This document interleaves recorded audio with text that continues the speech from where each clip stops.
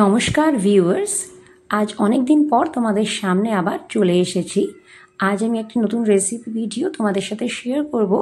তাই আজকে আমি বানাবো আলু ভাজা পোস্ত ছড়িয়ে যে আলু ভাজা আমরা বানিয়ে থাকি সেটারই রেসিপি কিন্তু আজকে তোমাদের সাথে শেয়ার করব। খুবই সহজ সিম্পল একটা রেসিপি, তো তোমরা ভিডিওটা কিন্তু অবশ্যই শেষ পর্যন্ত দেখো।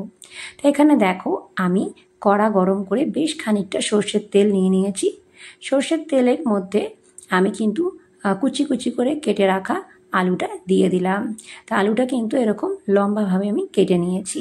তোমরা চাইলে ছোট ছোট করে কিউবস শেপেও কিন্তু আলুটা কেটে এরকম ভাজা আলু পোস্ত করতে পারো, সেটাও কিন্তু খেতে খুবই অসাধারণ লাগে। তো এখানে দেখো, আলুটা দেওয়ার পর এবার গ্যাসটাকে মিডিয়াম ফ্লেমে দিয়ে আলুটা বেশ খানিকক্ষণ ভেজে নিতে হবে। যেহেতু এটা আলু পোস্ত ভাজা বানাচ্ছি, তাই জন্য আলুটা ভেজে নেওয়া খুবই দরকার। ভালো একটু লাল লাল করে আলুটা ভাজা হবে। তাই তোমরা কিন্তু ভিডিওটা শেষ পর্যন্ত দেখতে থাকো। আর তোমরা আমাকে কমেন্ট করে জানাতে ভুলো না যে তোমাদের এরকম ভাজা আলু পোস্ত খেতে কাদের কাদের ভালো লাগে। আমার তো বেশ ভালো লাগে, গরম ভাতের সাথে এরকম একটা রান্না হলে কিন্তু আর কিছুই লাগে না।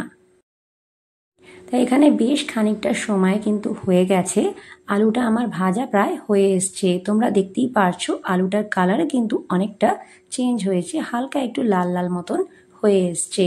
তো এই সময় কিন্তু আলুটা ভাজা হয়ে গেছে।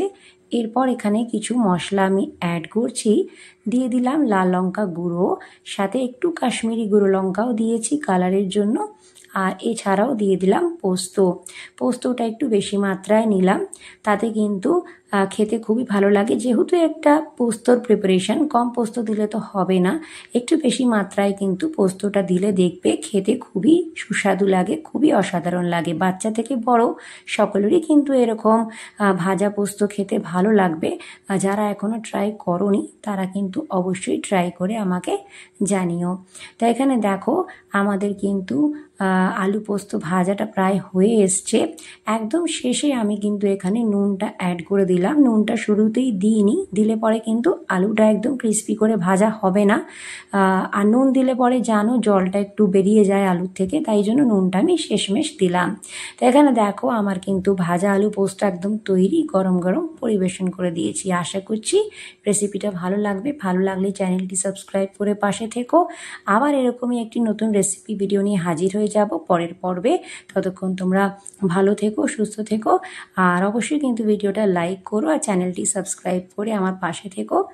তাহলে দেখা হচ্ছে আবার আগামী পর্বে।